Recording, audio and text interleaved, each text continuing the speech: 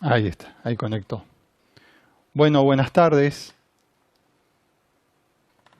¿Cómo están? ¿Se oye bien?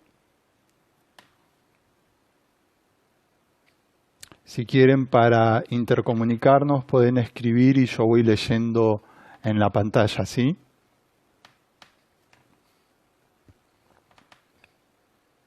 Bueno, tengo 3 personas. Vamos a esperar 2 minutitos más a que se terminen de conectar todas las personas y comenzamos.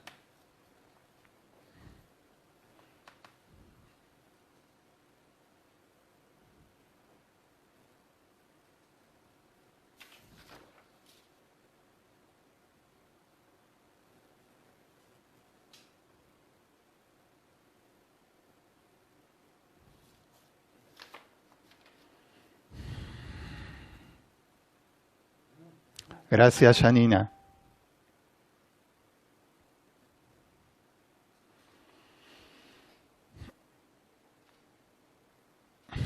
Bueno, un minutito más y comenzamos. El horario de comienzo es a las 19. Yo tardé 2 minutitos más en conectarme porque acá en Buenos Aires hay baja intensidad en la señal. En todo el día de hoy estuvo así. En realidad ya hace 3 días estamos así. Y estoy utilizando una línea de internet alternativa, ¿sí? Que es un poco más potente.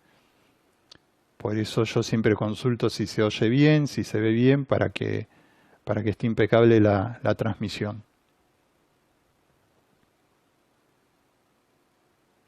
Bueno, vamos comenzando, si van de acuerdo, voy charlando algunas cositas mientras esperamos que se vayan conectando.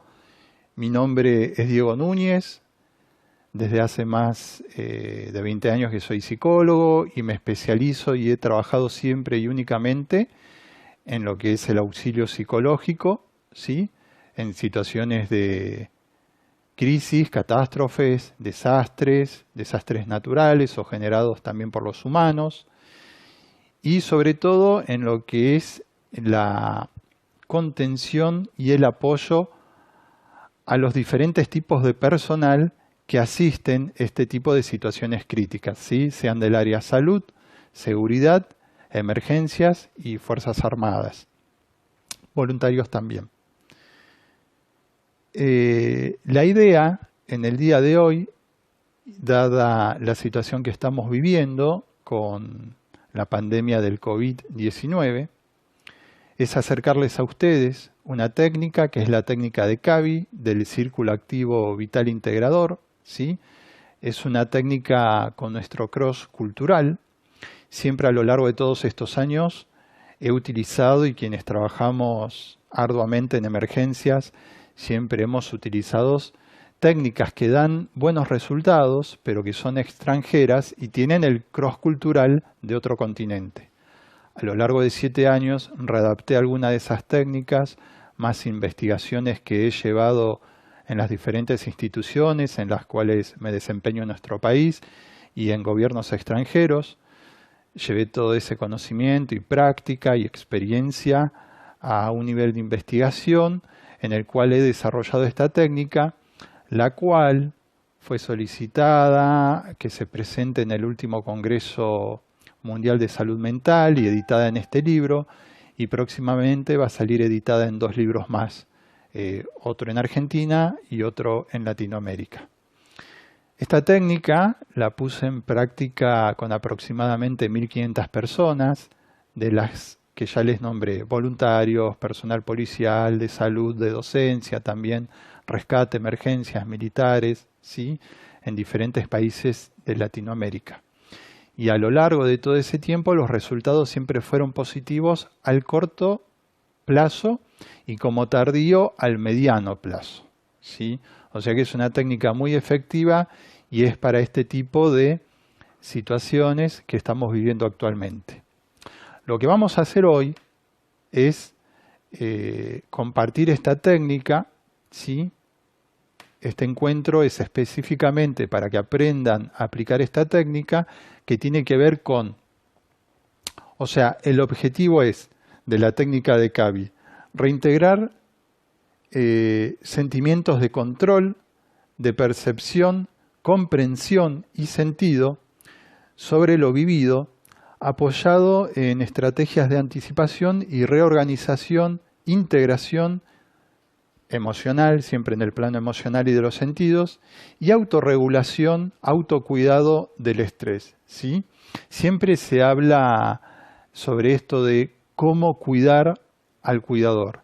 Y en realidad quienes trabajamos en emergencias no lo vemos y tampoco lo necesitamos de esa manera, sino que necesitamos saber cómo debo cuidarme para cuidar, o cómo debo cuidarme para seguir cuidando, o cómo debemos cuidarnos, quiénes cuidamos. ¿Qué quiere decir todo esto? No depender de otra persona que me cuide, sino conocer las técnicas y poder autoaplicarlas en mí mismo y a mis compañeros, compañeras y también a víctimas, ¿sí?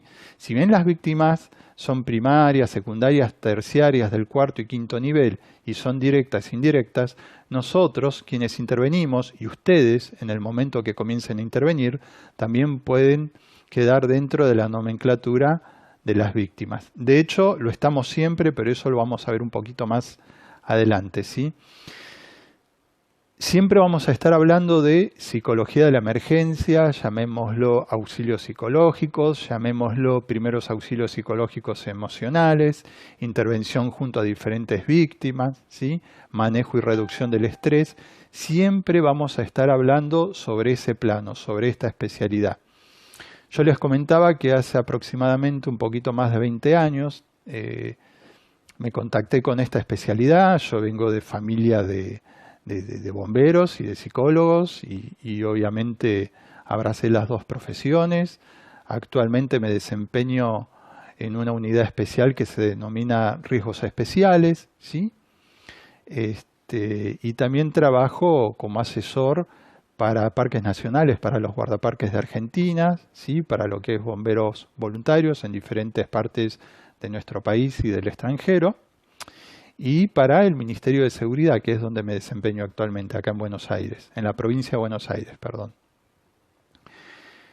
¿Por qué hago hincapié que esto es psicología de la emergencia? Porque acá no entra ninguna teoría ni técnica de interpretación. Todo lo que ustedes, colegas, conocen desde lo clínico no aplica en estas instancias. Quiero que quede claro esto antes de comenzar, ¿sí?, con esta capacitación, porque tenemos que focalizarnos en intervenir, ¿sí?, de otra manera. ¿Y por qué remarco intervenir? Porque cuando trabajamos desde la salud, nosotros como profesionales asistimos. En este caso, como la psicología de la emergencia es preventiva, nosotros vamos a intervenir, ¿sí? Remarco esto por lo siguiente: como es preventiva, no es necesario que sean profesionales de la salud mental quienes intervengan. Puede intervenir un personal policial formado en la práctica, un personal bombero formado en la práctica, un personal rescatista o militar formado en la práctica, un voluntario formado en la práctica, un médico, un docente, etcétera, etcétera, ¿sí? Y obviamente nosotros como psicólogos y psicólogas. Entonces, vuelvo a hacer hincapié en esto. No debemos interpretar en ningún momento. Y ahora, a medida que vayamos introduciéndonos en la temática, vamos a ir comprendiendo justamente la cuestión por la cual no debemos interpretar, ¿sí? Bien. Bueno, ya somos bastante personas, así que terminó esta etapa de presentación. Y luego de que termine, ¿sí?, de compartir junto a ustedes esta técnica, si lo desean, podemos abrir un pequeño espacio de intercambios de preguntas, respuestas, ¿sí?, o que me soliciten algo más, lo vamos viendo. Bien, como les dije, el objetivo de la técnica CAVI es reintegrar sentimientos de comprensión y percepción sobre lo vivido, apoyado en estrategias de anticipación, reorganización emocional, reordenamiento emocional, integración de los sentidos para evitar la disociación, ¿sí? Y esto lo que va a lograr es optimizar el recurso humano emocionalmente, o sea, que cada uno, cada una esté lo mejor posible desde lo emocional. Y cuando hablamos de lo emocional, no estamos hablando solamente a nivel mental, sino a nivel corporal. Y esto quiero que queden claro. Quienes trabajamos en psicología de la emergencia tenemos que tener un profundo conocimiento de nuestro cuerpo, de nuestro organismo, de su funcionamiento, de su fisiología, ¿sí? Y del cuidado a partir de la alimentación y de la actividad física tolerable y necesaria para mi cuerpo. Si no, estaríamos haciendo solamente docencia de psicología de la emergencia, ¿sí? Y quienes la aplicamos debemos saber intervenir en diferentes momentos. En algún momento puede ser de una manera mucho más pasiva, como podría ser este momento, ¿sí? a nivel primario de prevención, informándonos, o puede ser también de una manera más operativa o más activa, trabajando en la trinchera, como decimos nosotros, ¿sí? Trabajando junto a los equipos de emergencia o a la par de ellos o detrás de ellos, apoyados espalda con espalda, ¿sí? Resolviendo cuestiones en el momento, corriendo junto a ellos, etcétera, etcétera. Cada uno y cada una elegirá, el nivel en el cual quiere aplicar la psicología de la emergencia. Esto es así. Y también eso depende en la institución en que esté trabajando.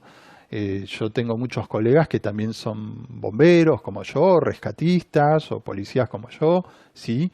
Y aplican la psicología de la emergencia a esos niveles. O negociadores, tengo muchos colegas. Yo aplico la negociación en mi ámbito laboral, ¿sí? Para evitar suicidios y demás cuestiones, más allá del plano docente, y también tengo colegas que actúan desde la negociación, ¿sí? En tomas de rehenes y demás cuestiones. Todos aplicamos siempre la psicología de la emergencia al nivel que nuestra mente y cuerpo así lo permita. Bien, tenemos que tener en cuenta que siempre vamos a estar trabajando a nivel estrés. ¿Qué es el estrés? Es una reacción que pone en marcha el organismo frente a una situación de emergencia y no al hecho que la está generando, ¿sí? ¿Qué significa esto? Mi organismo va a reaccionar frente a una situación de emergencia a partir de la situación y no al hecho que la genera, ¿sí? O sea, la responsabilidad de mi estrés no se la voy a dar al COVID-19, sino a cómo yo estoy situado frente a esta situación, cómo puedo reaccionar yo a esta situación. Recordemos esto. En este momento lo que estoy observando en la población, que también puede afectar a cualquiera de ustedes, es mucho estrés mental. El ser humano como mamífero es el único que genera estrés a partir de sus pensamientos, ¿sí? Y a este nivel, la mente actúa arbitrariamente, relaciona situaciones con situaciones, generando, ¿sí? Este malestar emocional, psicológico y mental. Lo que hace es lo siguiente. El dolor no se puede evitar, el dolor no lo podemos evitar, pero el sufrimiento sí. Lo que hace la mente es revolver en sus recuerdos y emociones a partir del proceso de la amígdala, que se ve afectada por la adaptación o desadaptación frente a la situación estresante, y cualquier, digamos, dolor emocional, digámoslo así, lo resignifica en el presente relacionándolo con la situación vivida. Ese dolor emocional seguramente no tiene que ver con la situación que se vive en el momento, pero la amígdala se encarga de buscarlo, ¿sí? Emocionalmente en los recuerdos y traerlo y resignificarlo en el presente, y ahí comienza todo este proceso, ¿sí? De estrés por pensamiento. Esto es lo que está sucediendo en esto que la gente está denominando paranoia a partir del COVID. Si bien merece muchos cuidados de nuestra parte, hay un nivel emocional que lo podemos estar evitando. Y ahí es donde nosotros, como profesionales, debemos y podemos intervenir con las técnicas adecuadas. Como yo les decía al comienzo, hoy vamos a ver esta técnica, pero hay muchas más, ¿sí?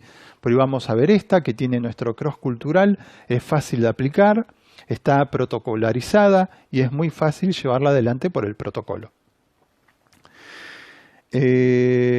Bien, les hablaba que la amígdala actúa de esta manera, ¿sí?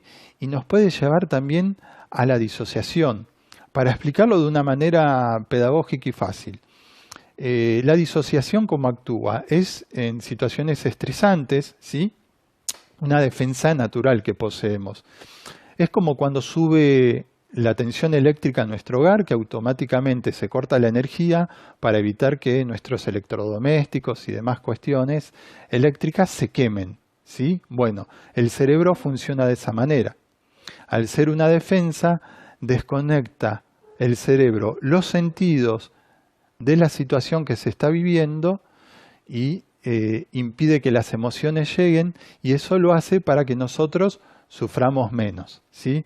Pero tenemos que tener en cuenta algo. Nuestro cerebro, el del hombre adulto, que pesa aproximadamente 1.250 gramos, y el de la mujer 1.150 gramos, ¿sí?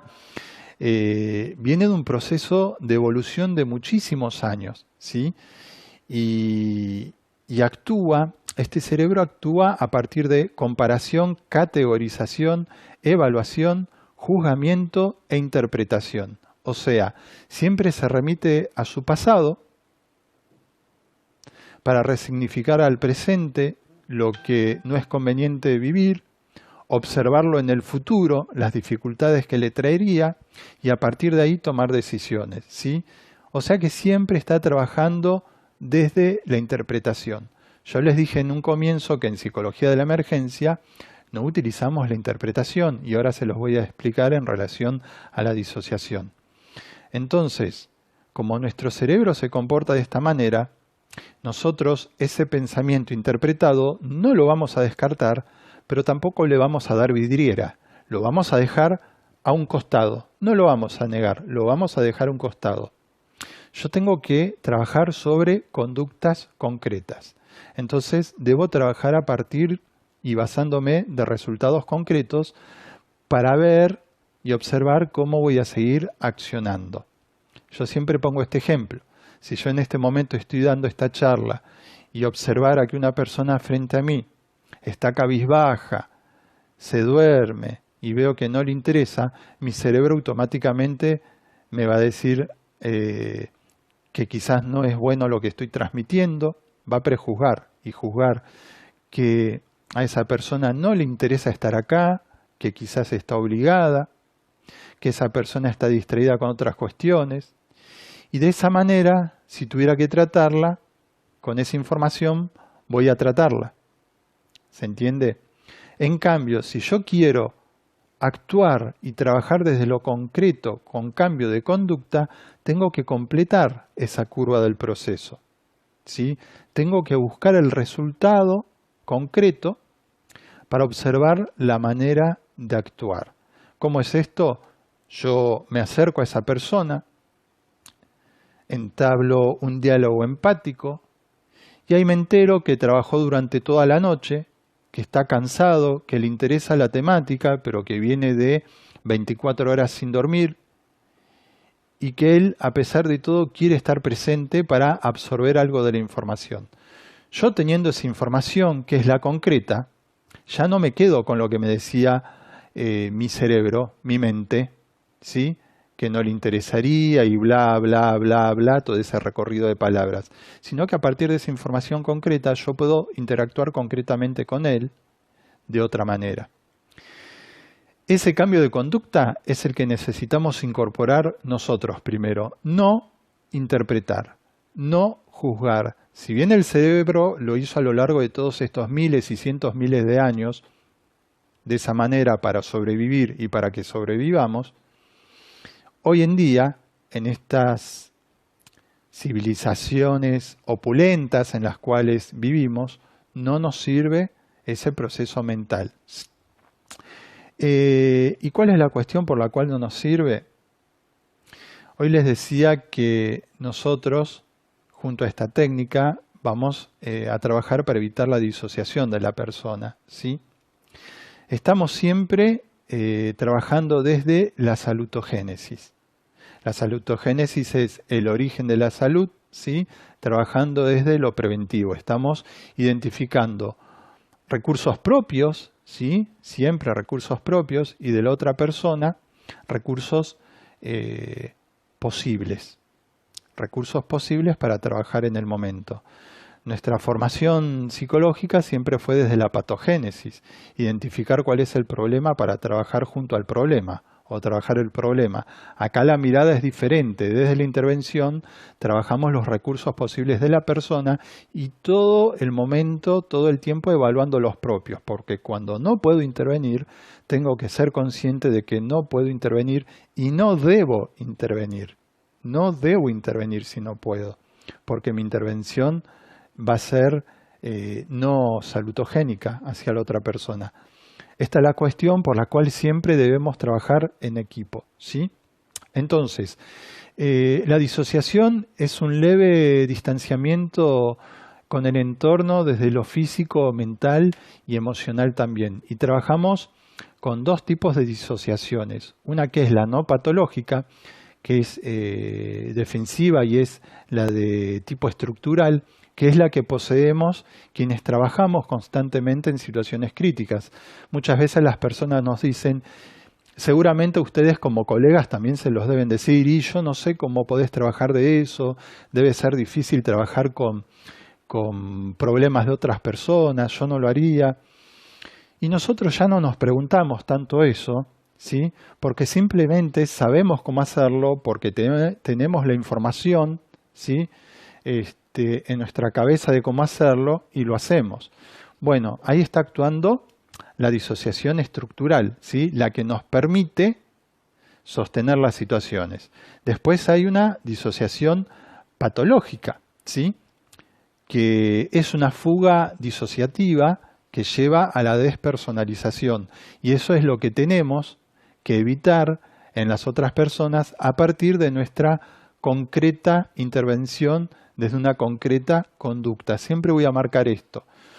Un buen trabajo en psicología de la emergencia requiere una buena comprensión, ¿sí? Una buena valoración y un buen control de nuestras conductas propias. ¿Qué ayuda a eso? Más allá de la información, ¿sí? Ayuda mucho, como les dije al comienzo, el cuidado propio del físico, la mente, la alimentación, y mucha actividad física. La actividad física hace que cognitivamente siempre esté focalizado en mí. Si ustedes lo aplican, van a obtener buenos resultados con esos también. Y obviamente con la actividad física van a evitar el estrés porque es el único recurso válido denominado sedante natural para manejar y reducir el estrés. Otros recursos como escuchar música, tocar un instrumento, pintar, escribir, son recursos válidos, ¿sí? Pero no manejan, no reducen el estrés. Son recursos que aportan. Remarco esto por lo siguiente, para tener un correcto manejo del estrés debemos practicar actividad física que nos haga sudar bastante. Puede ser caminatas durante 1 hora, 3 veces por semana. En estos momentos de confinamiento puede ser desde hacer yoga o mindfulness, sobre todo en el hogar, ¿sí? Practicar algún ejercicio de acuerdo a la comodidad y en el entorno que tengamos en el hogar. Porque al sudar nosotros estamos eliminando toxinas y células muertas de nuestro cuerpo y nuestro organismo fisiológicamente lo que nos va a requerir es líquido, alimentación y descanso, dormir, ¿sí?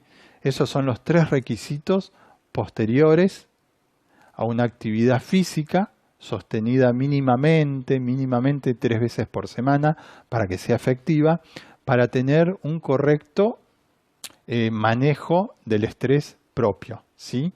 Eso es indispensable para quienes trabajemos en estas situaciones. Y digo indispensable porque si ustedes lo van a hacer ya tendrían que comenzar a partir de hoy, justamente con estas prácticas. Al principio cuesta, pero luego día a día el cuerpo y también la mente lo va solicitando, ¿sí? Bien, Estamos trabajando también con el agotamiento vocacional, previniendo el agotamiento propio. Siempre se habla de burnout. A ver, yo quiero remarcar esto. Quienes somos especialistas en el área sabemos que burnout, ¿sí?, afecta a las personas que están pasivamente realizando un trabajo continuamente y les puede generar un desgaste cronificado, ¿sí? Un estrés agudo que puede llevar a un burnout y hasta un estrés postraumático. Y por qué no, un estrés postraumático cronificado, que en esta área se denomina DESNOS, ¿sí? Pero si aplicamos directamente a nuestra área, lo denominamos agotamiento vocacional, que es la sobrecarga de trabajo diario, es un desgaste emocional, es un mecanismo de defensa ante situaciones que nuestra mente y cuerpo no pueden asimilar. Eso es el desgaste emocional en nuestra área. Por eso siempre debemos llevar adelante un correcto manejo del estrés, ¿sí? Nosotros estamos trabajando básicamente siempre posicionados sobre dos tipos de trauma, el trauma individual y el trauma grupal.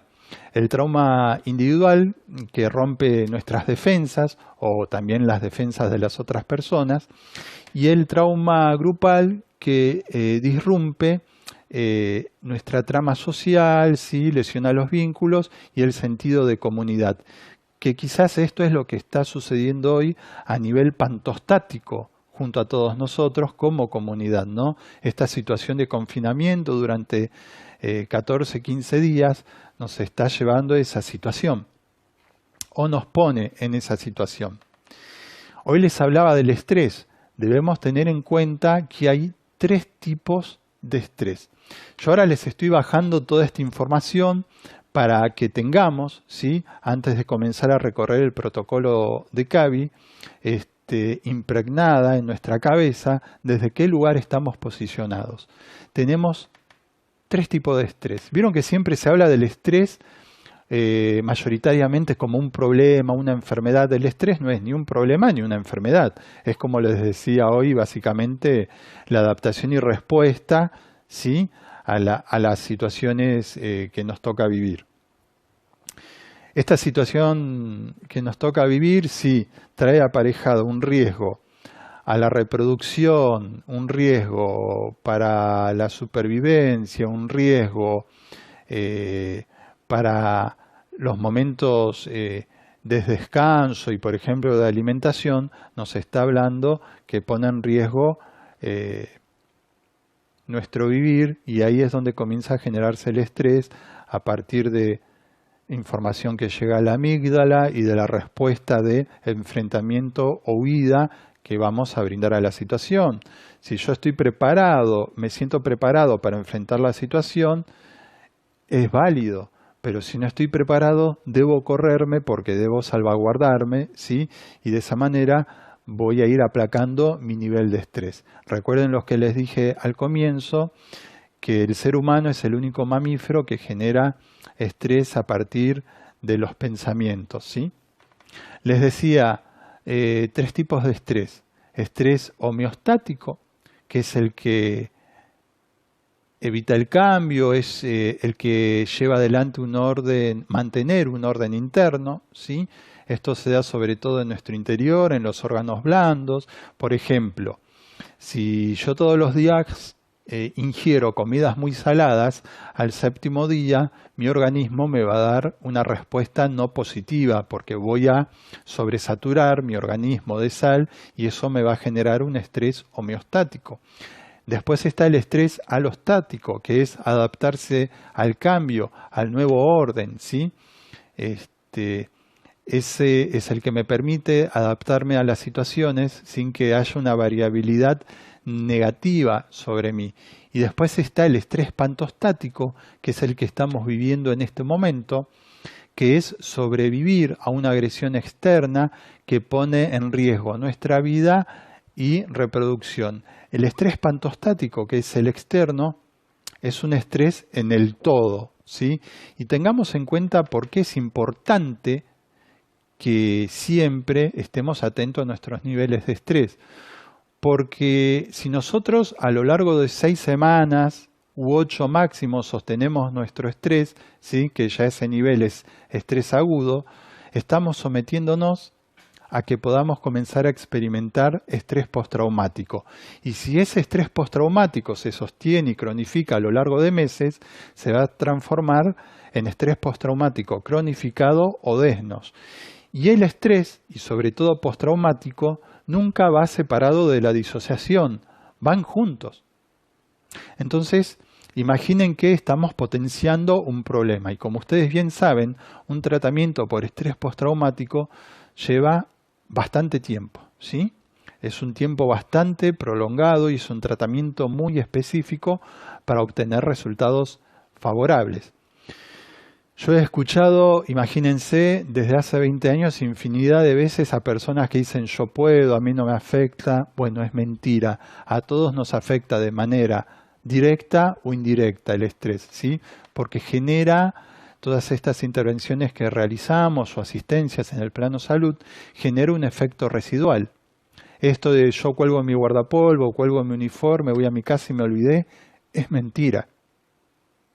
En casa siempre nos acordamos un poquito de esa situación traumática en la cual asistimos o intervenimos.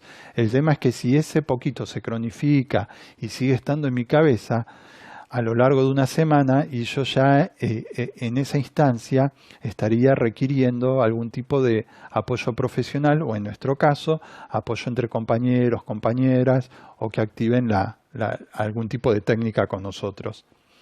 Siempre tiene un efecto residual, ¿sí? Es imposible que no nos afecte, ¿sí? Hasta el más ávido interventor de emergencias debe constantemente revisarse emocionalmente para evitar estar afectado por el estrés, ¿sí?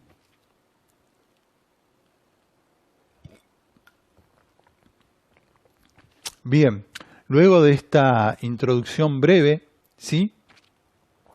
de en qué plano vamos a estar trabajando, yo los voy a invitar a que tomen el protocolo, ¿sí? Si lo tienen impreso o lo tienen en pantalla, el protocolo de la técnica de CAVI, Círculo Activo Vital Integrador, ¿sí? Y vamos a ir recorriéndolos.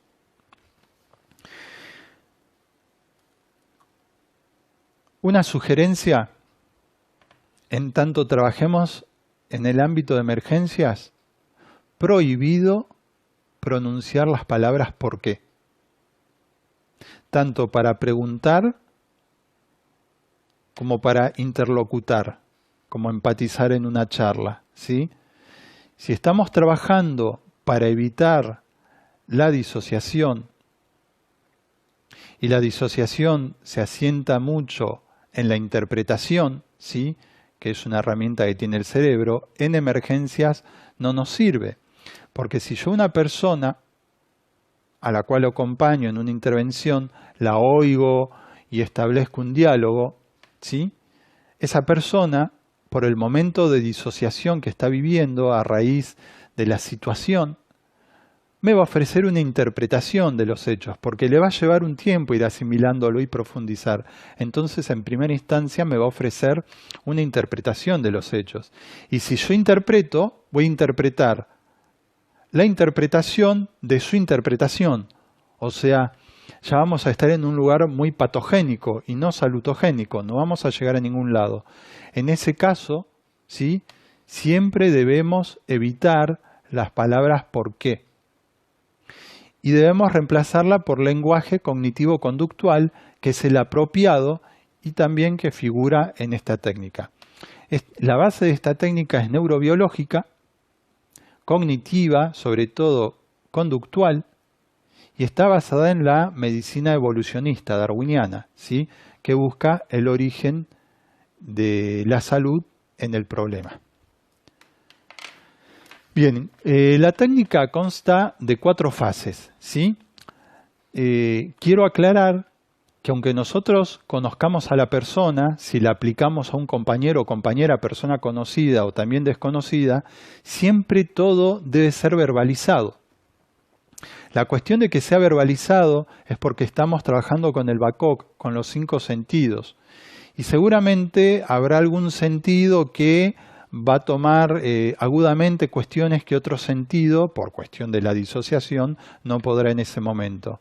Entonces, al ser verbalizado, expresado, siempre tiene que realizarse observando a la persona, la información va a ingresar desde lo visual, desde lo auditivo, desde lo oral, desde lo kinestésico quizás, desde olores, sabores, desde todos los sentidos. Para integrar sentidos debemos trabajar con todos los sentidos. Para reorganizar y reordenar emociones, lo mismo, debemos trabajar expresando emociones, ¿sí? Y también ayudando a que las otras personas puedan expresar sus emociones. La fase número 1. Ahí veo que Romina López me pregunta dónde está disponible el protocolo. El protocolo está disponible en mi página Facebook, que es Diego Núñez, Primeros Auxilios Psicológicos Emocionales, ¿sí? O se lo pueden solicitar a la licenciada Sonia Barroso, igualmente de manera segura lo va a subir a esta página también. Y al final, ¿sí? Yo les voy a pasar todos mis datos para quienes quieran tener los libros sobre psicologías de la emergencia y asistencia a diferentes víctimas que yo escribo. Se los voy a regalar en PDF, en archivo, únicamente por WhatsApp, porque el Messenger lo tengo saturado y el mail también, ¿sí? Y de ratos las empresas me lo anulan por la cantidad de información que estoy enviando. Sin embargo, WhatsApp no me hace eso. Entonces yo pido que me soliciten por WhatsApp. Les voy a reenviar videos sobre aspectos emocionales preventivos a tener en cuenta con el COVID-19. Como les decía, los libros en archivo, otra información más y la técnica de CAVI para que ya tengan toda la información y a partir de mañana mismo pueden comenzar a aplicarla, ¿sí? Bien, esta técnica la podemos aplicar junto a personas que no conocemos o entre nosotros mismos como equipo de intervención. Pero vale aclarar esto. ¿Quién coordina la técnica? ¿Quién coordina? No tiene que haber estado presente en el hecho o situación, porque tiene que estar limpia esa persona emocionalmente y desde los sentidos de la situación vivida, ¿sí? Hoy en día, dada la situación del COVID, también es valedero que de esta manera virtual se aplique esta técnica. Lo importante es que siempre tiene que ser presencial y observando el rostro de la otra persona. La diferencia de esta técnica con otras es que tenemos en cuenta, ¿sí?, al cuerpo y al rostro, que es muy importante porque hay veces que las víctimas o personas damnificadas no les es posible expresar oralmente sus emociones y sin embargo nosotros las podemos observar en su cuerpo o en su rostro. Bien, entonces, de manera oral, en la fase 1 denominada escaneo, le vamos a pedir los datos de la persona. Le vamos a pedir que nos verbalice su nombre. Nosotros podemos ir tomando nota, ya sea de manera individual o grupal. Que nos verbalice su edad, nombre completo, edad, su función, fecha, mes y año en la cual estamos, lugar, área, equipo o institución de pertenencia, ¿sí? Esos 5 datos son los que les vamos a pedir a esa persona o ese grupo de personas que nos transmita. El punto B, le vamos a preguntar qué actividad realizaba y cómo se sentía emocionalmente y físicamente en el interior y exterior antes de la intervención, ¿sí? Recuerden que esta técnica es para aplicar a las personas que están trabajando en la situación de COVID-19, cualquier tipo de interventores o asistentes. También es válida para aplicar en víctimas, ¿sí? Pero ante todo, tenemos que aplicarlas a las personas que están trabajando hoy en día en esta situación o a posteriori en cualquier situación crítica. Y esta técnica siempre se debe aplicar hasta 48 horas después del hecho o situación. Si no se pudiera, 72 horas, pero 72 horas ya sería un tiempo como casi no válido, ya sería a modo placebo. Lo ideal es 24 horas, máximo 48 horas, ¿sí? Y una sugerencia, siempre hay que hacerlo sin quitarse la ropa de trabajo. Debemos hacerlo con todas las sensaciones puestas, impregnados, impregnadas de todas las sensaciones y emociones. Bien, punto B. ¿Qué actividad realizaba y cómo se sentía emocionalmente y físicamente de manera exterior e interior antes de intervenir? Marcela está pasando un número de teléfono, puede ser. Yo al final de la charla les voy a pasar mi teléfono para que ustedes me escriban a mí, porque imagínense, al margen de esta situación yo siempre recibo muchos mensajes y ahora eso está quintuplicado. Y para mí es casi no posible escribirles a cada uno, pero si ustedes me escriben, yo les respondo lo más rápido posible. Así que les agradezco esa opción. Punto C. Breve relato de los hechos de intervención. Le pedimos a esa persona que brevemente nos relate qué hizo y cómo hizo en la situación en la cual tuvo que intervenir o en la cual asistió, ¿sí? Pero muy brevemente. Yo tengo como coordinador o coordinadora evitar el soliloquio, evitar la puesta en escena, evitar esos diálogos largos y sobre todo evitar que me cuente cuestiones personales o vividas en el pasado. No se trata de eso. Me tiene que contar específicamente qué hizo y cómo vivió la situación en la cual tuvo que intervenir. Punto D. ¿Qué actividad realizó durante la intervención y cómo se siente ahora emocionalmente y físicamente, interior y exterior, luego de la misma?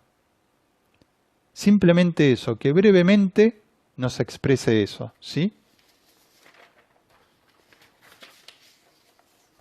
Acá en esta parte yo les dejo como a modo de guía en el protocolo el lenguaje cognitivo. Recuerdan que hoy les decía que no deben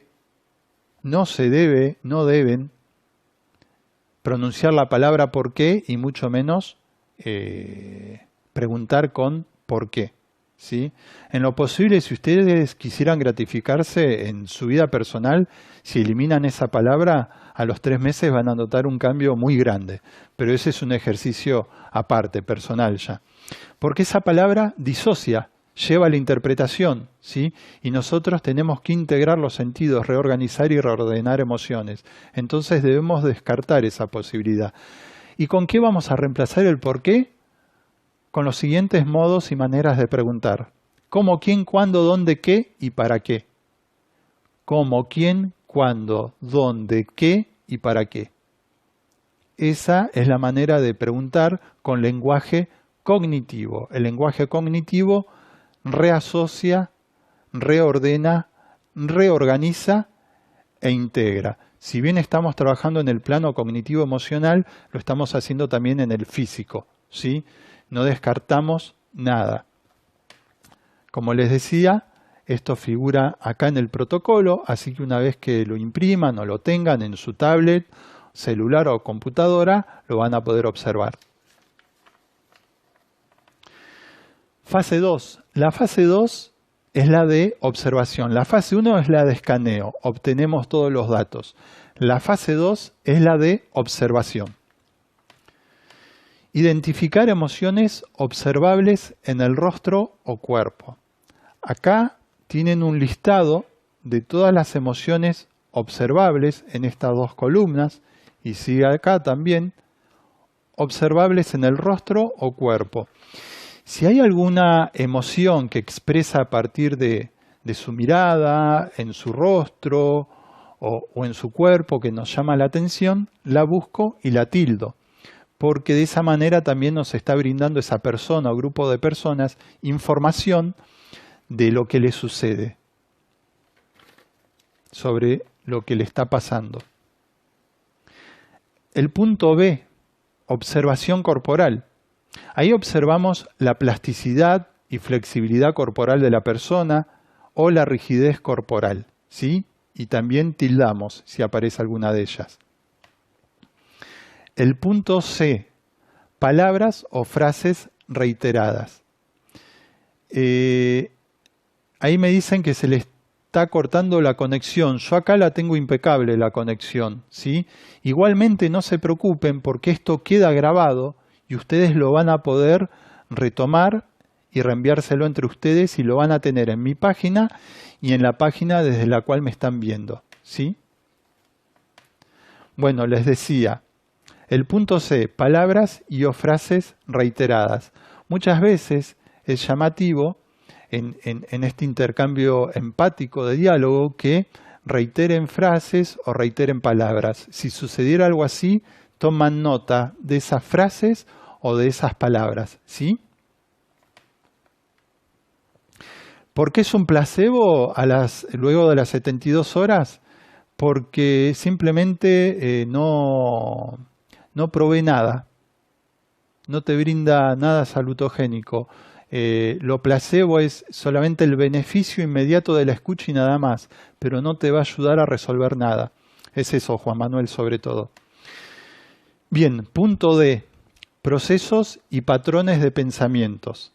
Acá lo que debemos observar es si la persona o grupo de personas se expresa desde lo que siente o se expresa desde lo que piensa, ¿sí?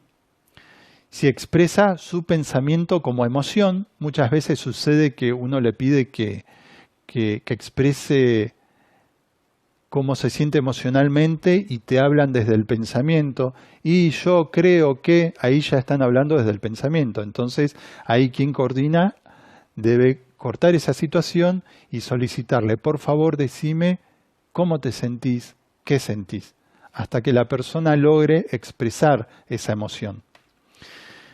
También podemos observar si actúa y acciona desde lo que piensa o si actúa y acciona desde resultados concretos. Esto que les hablaba hoy al comienzo sobre los procesos mentales. Una cosa es hacer desde lo que pienso, que podemos estar errados si actuamos desde ahí, ¿sí? O desde los resultados concretos. Trabajar desde lo concreto, desde lo que hay, ¿sí?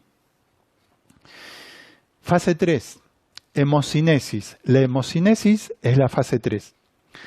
Tareas propuestas por quien coordina para realizar de manera individual y o grupal durante los siguientes 7 días. De acuerdo a cómo se desarrolla el trabajo grupal, quien coordina, y de acuerdo al oído, va a proponer una actividad individual, ¿sí? Si la intervención es individual, o grupal, si es con un grupo. Una actividad, si es individual, que debe realizarse dentro de los próximos 7 días, y si fuera grupal también debe realizarse dentro de los próximos 7 días. Pasados los 7 días es como pasadas las 48 o 72 horas. Ya digamos no unifica, lo que genera es un efecto placebo, pero no me ayuda a generar un cierre a la situación que expuse yo o a la cual viví. El punto B, tareas individuales y o grupales propuestas durante el encuentro por los participantes. Muchas veces sucede que en el encuentro, que nunca deben ser, si es grupal, con más de 6 personas, porque es difícil sostener un grupo con más de 6 personas, ¿sí? Cuando la actividad junto a las 6 personas, que todas hablen y se expresen, no debe llevar más de 50 minutos. Sabemos que después de los 50 minutos decae la atención, aparece el cansancio emocional y mental, entonces ya no tiene efecto. Muchas veces, les decía, las personas proponen, ¿sí? Grupalmente. Bueno, si aparece algún tipo de propuesta, la sumamos y también tomamos nota. Sea cual sea la propuesta, también debe realizarse dentro de los siguientes 7 días a partir de la intervención con la técnica de CAVI, ¿sí? C. Visión grupal en relación a la intervención realizada desde el oído observado por quien coordina. O sea, ahí quien coordina anota como observación cuál es su visión del comportamiento grupal durante todas las situaciones expresadas. En estos encuentros no se tienen que tolerar las críticas, ¿sí? Y deben ser encuentros con lenguaje cognitivo asertivo, positivo, si quisiéramos llamarlo de una manera no correcta, porque no trabajamos la positividad acá, no es lo que buscamos, ¿sí? Pero sobre todo evitar las críticas, porque imagínense que si una persona critica su intervención o critica la intervención ajena, estamos enviando a los cerebros información inadecuada, ¿sí? No cognitiva, salutogénicamente, y se puede generar un problema grupal del cual va a ser muy difícil sobrellevarlo, teniendo en cuenta que nuestro objetivo también es que expresen las emociones. Entonces no debemos tolerar ni las interrupciones ni las críticas. La fase 4, que es la última, que es la derivación. Si bien esta es una técnica preventiva, esto quiere decir, como les decía al comienzo, que no es exclusiva para que apliquen profesionales de la salud mental, lo pueden hacer personas de equipos de emergencias, de seguridad, de bomberos, de educación, de salud, de diferentes áreas de salud formados en la técnica. Sí, quien coordina tiene que observar en el grupo o en la persona junto a la cual está la necesidad de que vea algún profesional, porque muchas veces eso es muy observable. Entonces, si observo que hay una persona que necesita en lo individual un segundo encuentro, ¿sí? De manera privada y sin exponerla, se la cita a una segunda entrevista de no más de 20 minutos. Esa entrevista, por favor, tiene que ser muy puntual, muy cognitiva, con lenguaje cognitivo, donde le informo que le voy a suministrar el contacto de un profesional de la salud o salud mental para que convenga otra entrevista a esta persona, ¿sí? Y en ese caso, lo que yo hago es tomar nota, ¿sí? Obviamente de los datos de la persona, poner mis datos, poner a qué tipo profesional derivo, ¿sí? Y si quiero brevemente poner la situación desde mi observación. Recuerden que no trabajamos desde la patogénesis, no estamos evaluando, no estamos diagnosticando. Todas las intervenciones en psicología de la emergencia son en el momento y preventivas. Por eso uno toma nota que está invitando a esa persona, ¿sí? Comunicamos a quien tenemos que comunicar, siempre tenemos jefa, jefe, que estoy invitando a esa persona a que para su mejoría, para su bienestar, consulte con un profesional de la salud, del área que sea, y dejamos registrado eso. Porque en estas situaciones las personas son negadoras y muchas veces creen que o no necesitan este tipo de técnicas o no necesitan ver un profesional, sobre todo si es de la salud mental. Entonces nosotros lo vamos a hacer a partir de esta técnica también, ¿sí? Y lo vamos a dejar registrado. Y también podemos brindar los resultados de esta técnica a ese profesional que la va a asistir a la persona a modo de información para que vea en qué contexto se desarrolla eso que observamos a partir de la derivación que recomendamos. Bien, quiero entrar a otro paso de la técnica. ¿Qué sucede si la estoy aplicando grupalmente y una persona no quiere hablar? Simplemente respeto su deseo de no hablar, de no expresarse. Eso a nosotros nos está brindando un dato importante. ¿Qué sucede si esa persona se levanta y se retira? Simplemente dejo que se retire.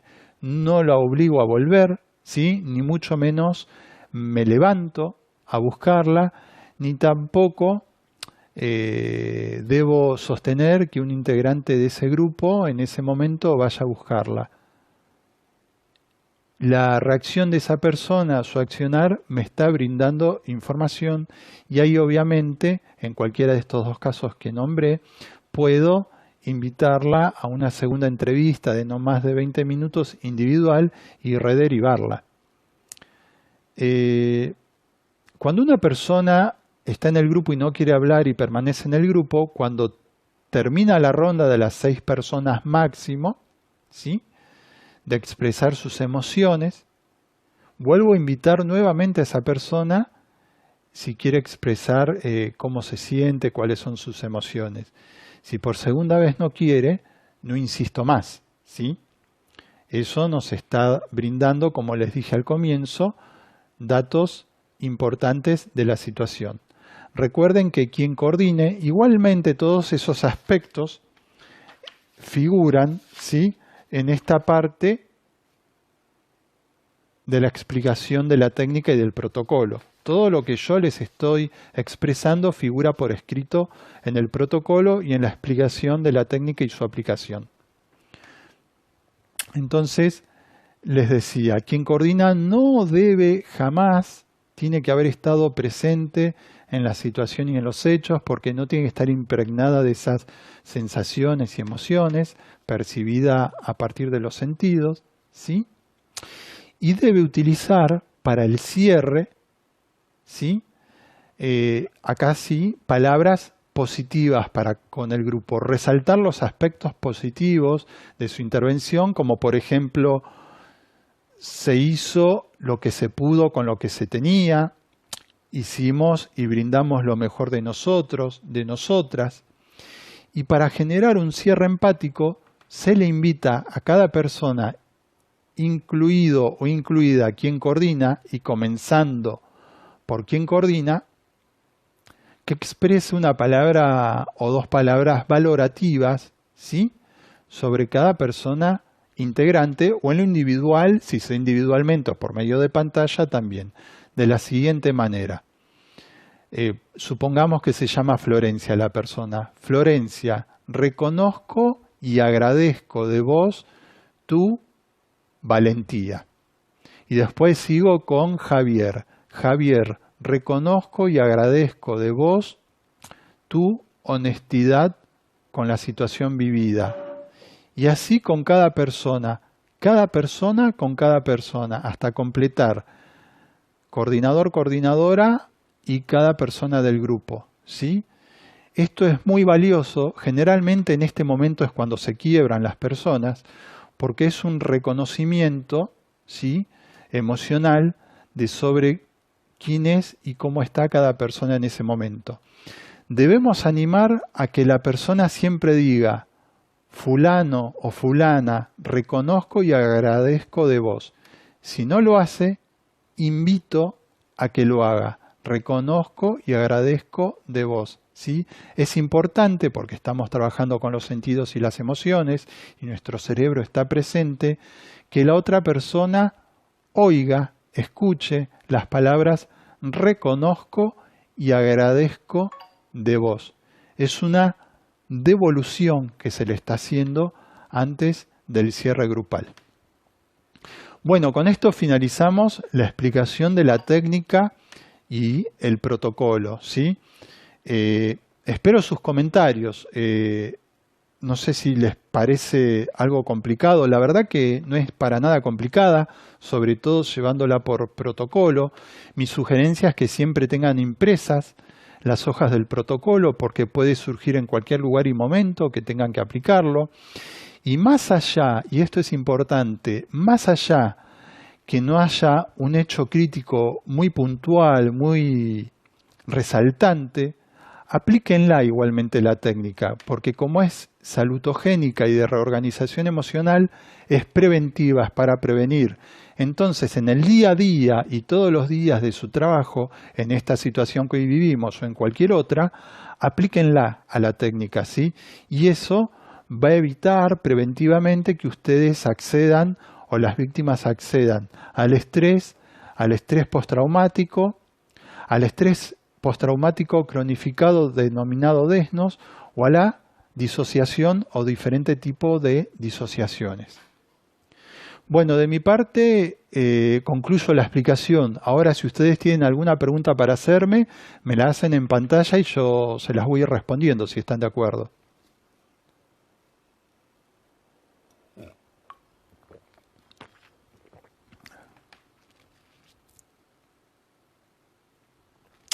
Mariela Papano me dice que se perdió el punto 2 y 3. No te hagas problema porque este link va a quedar en esta página desde la cual la estás viendo, va a quedar en mi página, ahora les voy a pasar los datos y lo que les pido es que reenvíen este video y toda la información no solamente a profesionales, a cualquier persona, porque esto aplica a cualquier persona para que hoy en día, en este confinamiento y en los meses que va a seguir todo esto, que va a continuar todo esto, tengamos las herramientas, ¿sí? Las herramientas hay que compartirlas.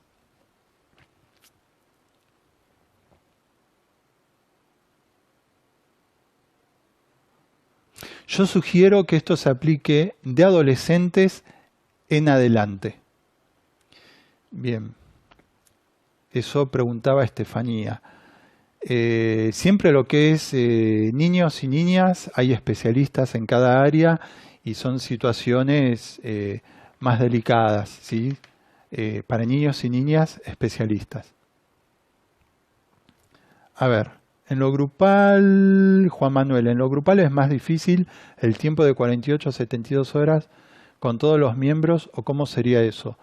Está todo mezclado. Volvémelo a repreguntar puntualmente, Juan Manuel, por favor. Sí, sí, en cuanto a las actividades se puede hacer ejercicio de respiración.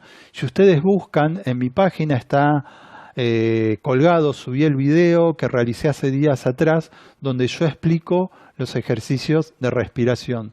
De más está decirles que superadas estas instancias del COVID, yo soy mitad de Buenos Aires y por adopción soy puntano, tengo mi casa allá desde hace 15 años, así que siempre estoy yendo y viniendo. Cuando ustedes quieran coordinamos y generamos algún tipo de capacitación específica sobre técnicas de respiración y otras técnicas corporales para trabajar el manejo y reducción del estrés. Pero si quieren ver algún tipo de ejercicio de respiración, como les decía, en la charla que di hace unos días atrás, que está en mi página, comento dos ejercicios de respiración.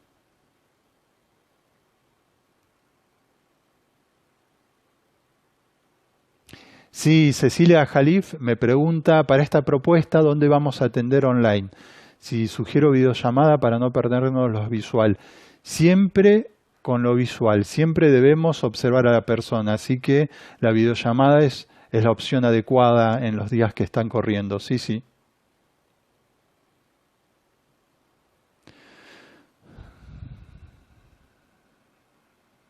No, mira, Diego, esta intervención es no iatrogénica, es preventiva, no buscamos diagnóstico.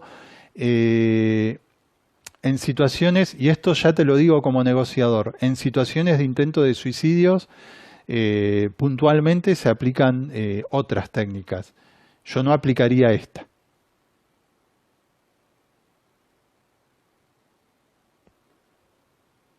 Juan Manuel me pregunta cómo juntás 6 personas que hayan sufrido un momento traumático desde dentro del lapso de 72 horas. A ver, Juan Manuel, no tenés que juntarlas, ¿sí? Si hay un equipo que está interviniendo, inmediatamente ese equipo debe aplicar la técnica preventivamente para no estar a pasos del estrés. O una persona, o 2 personas, o 3, o máximo 6 por grupos. Si suponete que fueran 7 personas, organizás en 2 grupos, ¿sí? Pero no tenés que estar buscándolas porque si no estás buscando diferentes intervenciones, tenés que apuntar siempre al grupo de personas o a la persona en la misma intervención. Graciela Mosconi pregunta si alguna persona está muy emocionada, se da tiempo para respirar. Obviamente, se respetan los tiempos. Tengamos en cuenta que en el trabajo, si es grupal, el tiempo por persona máximo es de 5 minutos, ¿sí? Si tenemos 6 personas. Por 2 cuestiones. Debemos evitar el diálogo interminable y debemos trabajar la técnica dentro de los 50 minutos, que es el tiempo apropiado.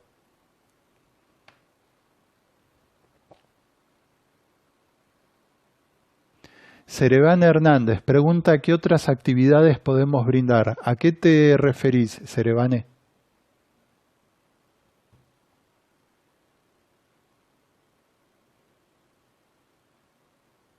Lolo Portioli me dice, Diego, no me quedó claro lo de las actividades de los 7 días posteriores a las técnicas. Bien, eso es por protocolo.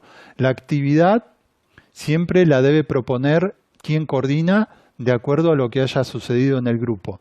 La actividad tiene que ser una actividad simple, ¿sí? Y posible.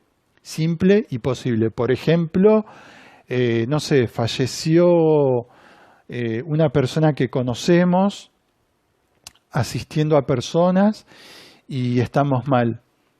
Vos como coordinadora podés proponer, bueno, en estos 7 días podemos hacer algo a modo de cierre de esta situación y de darle sentido, una actividad que puede ser, vamos a generar una placa y la vamos a poner en la puerta de entrada del centro asistencial, por ejemplo.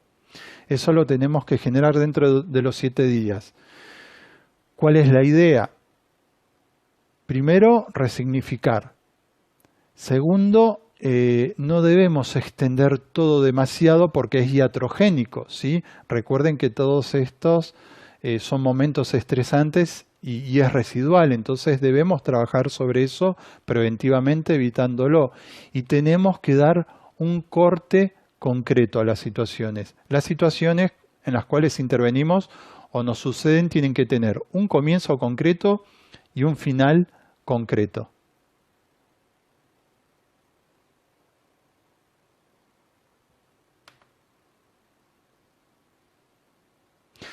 Marcela Montenegro me pregunta, en el caso que no podemos usar videollamadas, hoy me preguntaron lo mismo en el curso que di a La Paz Bolivia.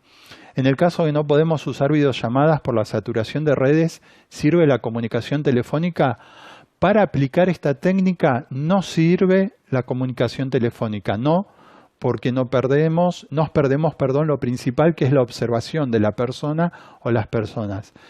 Pero como esta técnica tiene muchos tips interesantes, podemos aplicar algunos de esos tips telefónicamente. Por ejemplo, el lenguaje cognitivo, que nos exprese qué estaba haciendo antes y cómo se sentía antes de intervenir, emocionalmente y corporalmente, etcétera, etcétera. Eso sí lo podemos hacer, lo que no sea de visualización directa.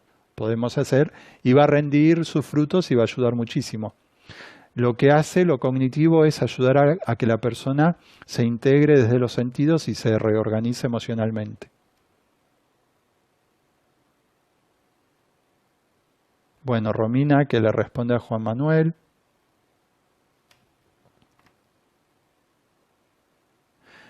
Mariela Papano me pregunta si con adultos mayores puede que no sepan usar las videollamadas. Bueno, esa es una situación que no podemos resolver nosotros.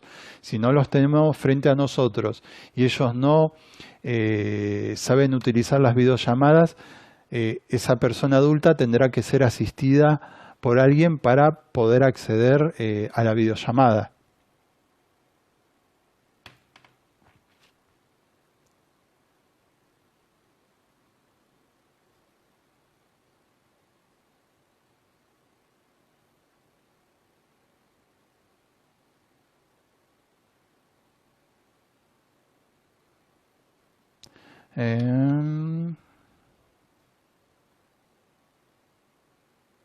A ver, estoy leyendo lo que me escribió Marcela Karina Micas, que es bastante extenso.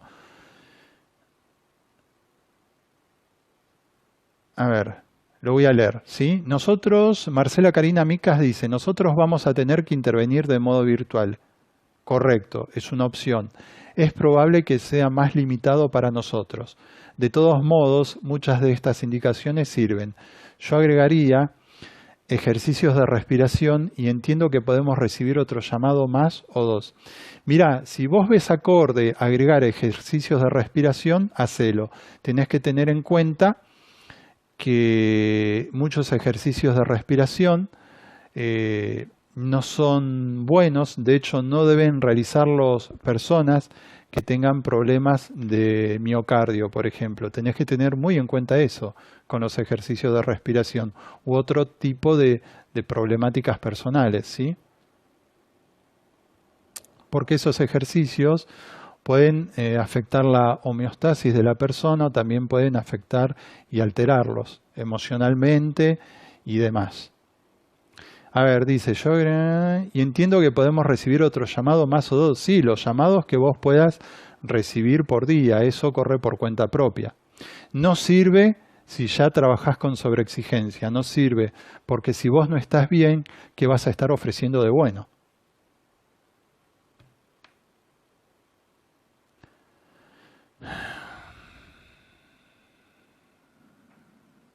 Me sigue preguntando, claramente es nuestro modo de...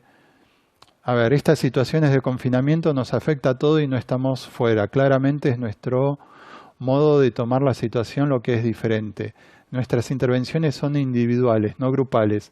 ¿Cuáles serían las actividades sugeridas por los 7 días? Las mismas que podría sugerir en un grupo, pero de manera individual.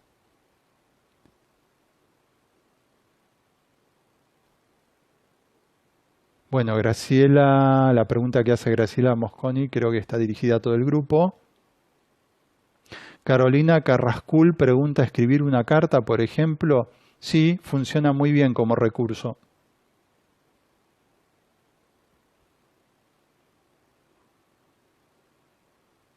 Ailén Silvaje o Silvage pregunta, ¿qué actividades te parecen pertinentes en este momento? Un ejemplo, entiendo que depende el caso, y sí, tiene que ver con el caso personal de la persona junto a la cual asistís o intervenís, o el grupo, ¿sí? Pero esta pregunta estaría buena que te la responda el mismo grupo que está presente ahora, que emitan sus opiniones.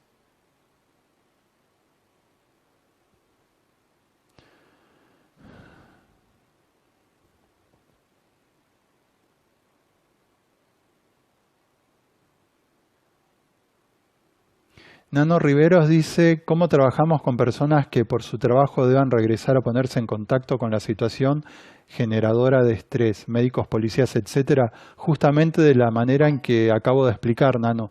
Esta técnica es para ello. Recordá que, y lo vas a leer en la explicación de la técnica, fue investigada, fundada y demás a partir del trabajo que realizo junto a personal policial, bomberos, rescatistas y personal de Fuerzas Armadas en diferentes países de Latinoamérica y en nuestro país, y de voluntarios y voluntarias también.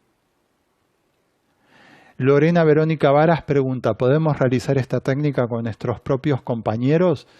Sí, lo repetí varias veces hoy, sí, esa es la finalidad también.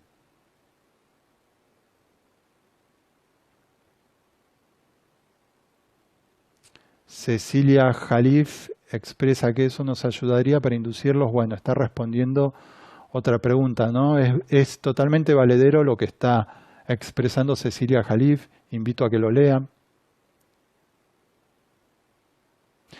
Reitero, vamos a sacarnos de la cabeza la formación clínica que tenemos quienes somos psicólogos o psicólogas. Eso no aplica, al igual que la interpretación, ¿sí? La evaluación en psicología de la emergencia. En psicología de la emergencia trabajamos desde lo neurobiológico, lo cognitivo-conductual, y en esta técnica puntualmente le sumamos la medicina evolucionista.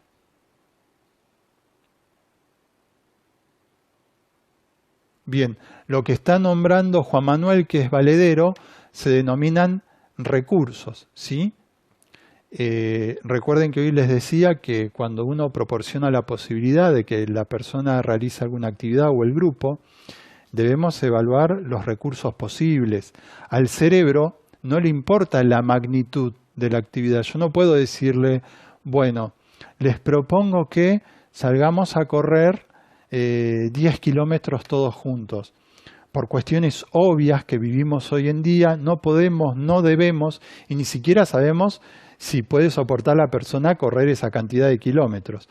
Entonces debemos ofrecerles recursos posibles y alcanzables, como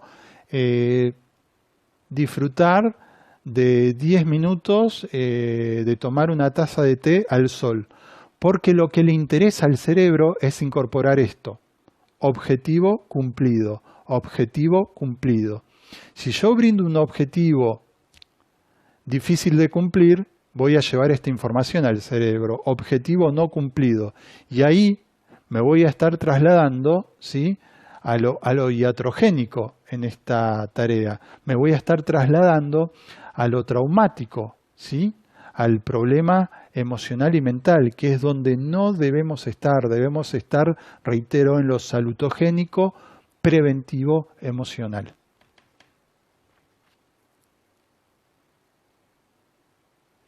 A ver, esta pregunta es interesante. Natalia Angeloni pregunta, ¿esta técnica se aplicaría exclusivamente, por ejemplo, hoy con personal expuesto en la primera línea? Sí, es para esas personas, totalmente. De hecho, yo lo estoy aplicando con personal que está trabajando en la primera línea. Es para eso, esa es la finalidad.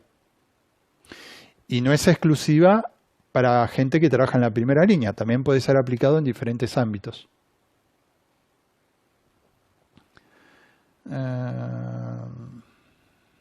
Bueno, yo creo que lo que dice Mariela Papano es más que nada una respuesta y siguen a modo de respuestas, igual que la Anita. Bueno, si no hay más preguntas, ¿sí?, podemos dar concluida esta videoconferencia.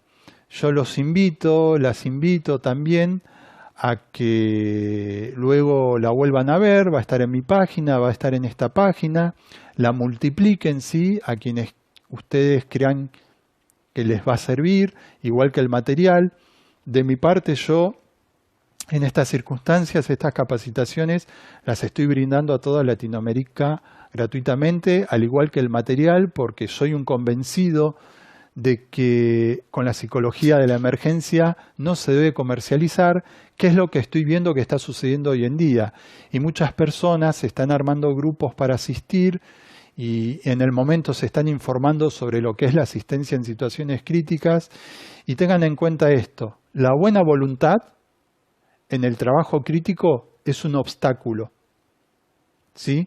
Debemos ser conscientes de que vamos a intervenir porque tenemos los recursos y conocemos las posibilidades propias para intervenir. Si no fuera así, tendríamos que buscar otro espacio desde otros aspectos. Esto se los digo como especialista e investigador en el área, ¿sí? Bueno, quedamos en contacto. Les voy a pasar mis medios de contacto, ¿sí? Tomen nota, por favor. Mi página en Facebook, mi página en Internet la bajé hace 2 meses porque justamente le estaba sumando nueva información. Así que en cuanto esté al día la voy a volver a subir. Pero mientras tanto, les paso mi página de Facebook donde me pueden contactar y pueden obtener el material. Es Diego Núñez, Primeros Auxilios Psicológicos Emocionales. Repito, Diego Núñez, Primeros Auxilios Psicológicos Emocionales. Mi número de celular es 011 57 00 14 33. Lo que les pido es que si quieren el material me envíen directamente un WhatsApp. Yo me manejo hoy en día con WhatsApp porque es lo más práctico y en lo que es Facebook y otras redes sociales, por los problemas de conectividad que tenemos hoy en día, es muy complicado enviar archivos. Entonces directamente por WhatsApp me envían la solicitud y yo les reenvío el material. Les reitero el número 011 57 00 14 33 y el mail de PAPE Argentina, donde estamos Florencia Rosa Caffarelli, que es la otra psicóloga especialista en emergencias, ¿sí? Y yo es papeargentina@gmail.com.ar papeargentina@gmail.com.ar. Me piden que repita el número, ahí lo repito. El número es 011 57 00 14 33. 011 57 00 14 33. ¿Sí? Bueno, estamos en contacto ante cualquier necesidad en cuanto termine esta pandemia y podamos volver a trasladarnos. Voy a estar por San Luis. ¿Sí? Yo tengo mi casa cercana a Merlo, así que siempre que puedo estoy por la zona y si ustedes necesitan algo más, lo organizaremos presencialmente. Les envío un agradecimiento muy grande y por favor cuídense y cuidémonos entre todos y cuidemos a los demás, ¿sí? Les agradezco su tiempo, les envío un saludo muy grande y vamos hacia adelante.